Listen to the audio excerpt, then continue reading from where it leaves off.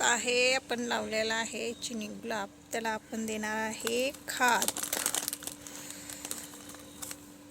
ही seaweed granules आहेत, ते आपण देणार आहे ह्या चिनी गुलाबला. आणि पर्सलेंड आहे याच्यामध्ये, त्याला आपण हे खाद देऊन घेणार आहे, म्हणजे त्याला सुंदर असे फुलं लागायला चालू होते ना. आता आपण हे खत त्याच्यामध्ये टाकून दिलेलं आहे.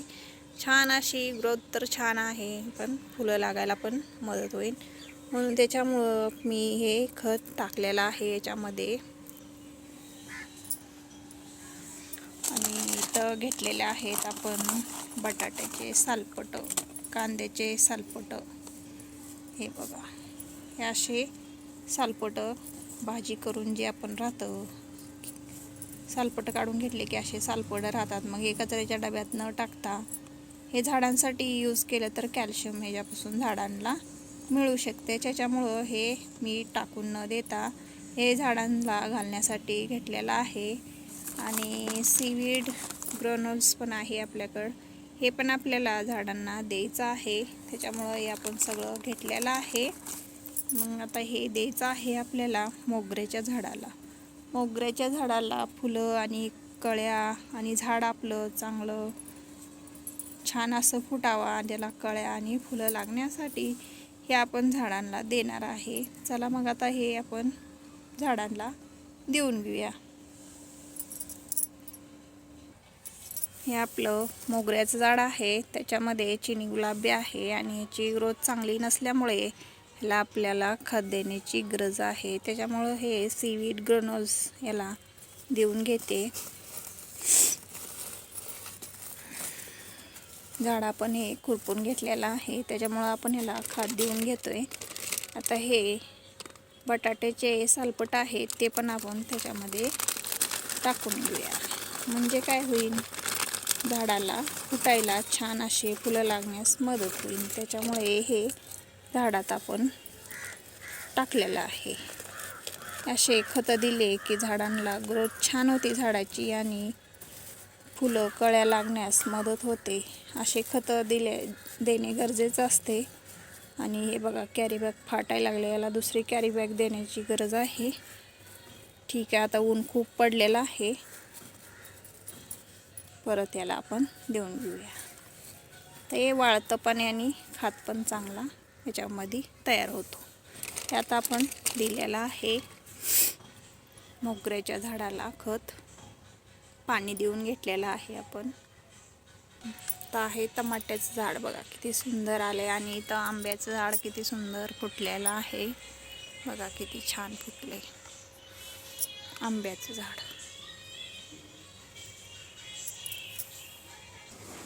तर आपल्याकडं कांद्याचे टलपारे आहेत, हे झाडाला घालण्यासाठी आपण हे घेतलेलं आहे. ह्याला पाण्यात भिजवून आपण ह्याचा लिक्विड फर्टिलायझर पण तयार करू शकतो आणि सुकं ड्राय खत पण आपण झाडाला देऊ शकतो. त्याचा आपण आता हे ह्या डाळिंबाच्या झाडाला आपण घालून घेऊया. हे डाळिंबाचं झाड आहे, ह्याची माती एका साईडला करून घेऊया, म्हणजे आपल्याला खत देता येईल. हे कांद्याचे सालपट, बघा हे आपल्याकडे कांद्याचे सालपट आहेत, हे असे झाडांना देऊन घ्यायचे, म्हणजे ह्याच्यापासून खत तयार होऊन हे झाडांना कॅल्शियम मिळते. त्याच्यामुळं हे बघा, असं च्यावरती माती टाकायची, नाहीतर हे वाऱ्याने उडून जातात सालपट. हे असं मातीने आता आपण हे कवर करून घेतलेलं आहे. याच्यावरती आपण पाणी दिलं की छान असं ह्याच्यात कुजून जातं हे कांद्याचे टलपार. तर बघा, आपण देऊन घेतलेले आहेत कांद्याचे टलपारे, हे दोन्ही बाजूनं पण दिलेले आहेत. असे खतं झाडांना दिले की ऑर्गॅनिक चांगले असते. आणि इथं आपल्याकडं पारिजातचं झाड आहे, त्याला पण आपण हे कांद्याचे टलपार देऊन घेऊया. म्हणजे काय होईल, पारिजातचे फुलं छान असे सुंदर येतील. तर कळ्या भरपूर लागलेल्या आहेत. ते कळ्यांना कॅल्शियमची गरज राहते, खताची गरज पडते. त्याच्यामुळं हे आपण कांद्याचे टलपारं टाकलेले आहेत.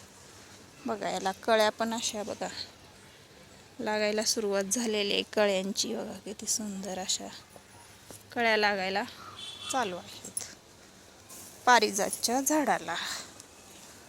बघा फुलं पण उन्हाने लगेच वाळून जातात. फुलं पण लागत आहेत पण वाळून जात आहेत. त्याच्यावरती मिलीबग लागायला लागली. किती सुंदर असे झाड आहे आपलं. आता याच्यामध्ये आपण कांद्याचे टलपारं टाकून घेऊया, म्हणजे आपण लिक्विड फर्टिलायझर पण तयार करू शकतो. त्याच्यामुळे याच्यामध्ये आपण कांद्याचे टलपारं टाकून घेऊया.